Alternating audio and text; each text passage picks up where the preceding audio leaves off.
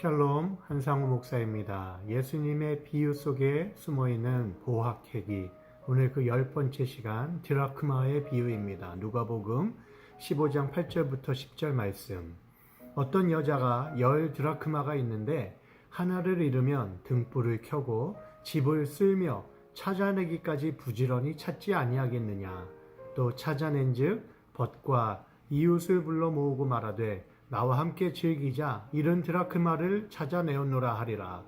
내가 너에게 이르노니 이와 같이 죄인 한 사람이 회개하면 하나님의 사자들 앞에 기쁨이 되느니라. 아멘.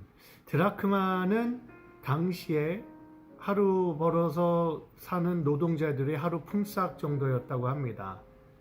한 데나리온의 가치가 있었죠.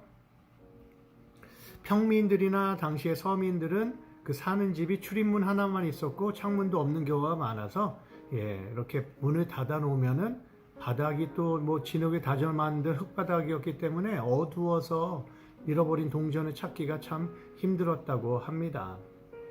그러니까 자꾸 이렇게 등불도 켜고 빗자루도 쓸고 애써서 그 동전을 찾으려고 했던 것을 보는 것이죠.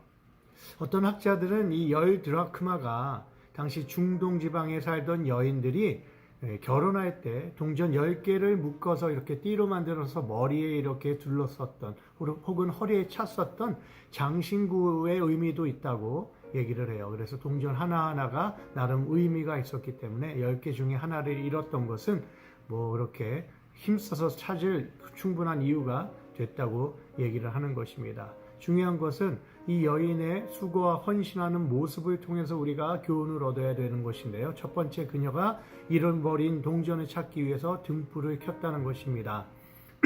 예수님께서 나는 세상의 빛이니라고 말씀하셨죠. 그리고 마태복음 5장에서는 너희는 세상의 빛이다 라고 우리를 또 말씀해 주십니다.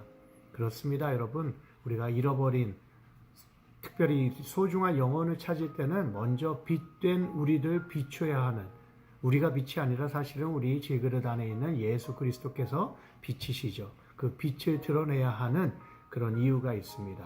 우리 자신을 드러내고 우리 자신을 나타내는 것이 아닌 우리 안에 계신 우리 예수님을 우리의 삶으로 보여주고 그리고 우리의 삶으로 간증하며 증거하는 역할이 우리의 역할입니다. 그렇게 해서 잃어버린 영혼들을 찾아야 된다는 얘기죠. 두 번째로 집을 빗자루로 쓸었다 그러죠.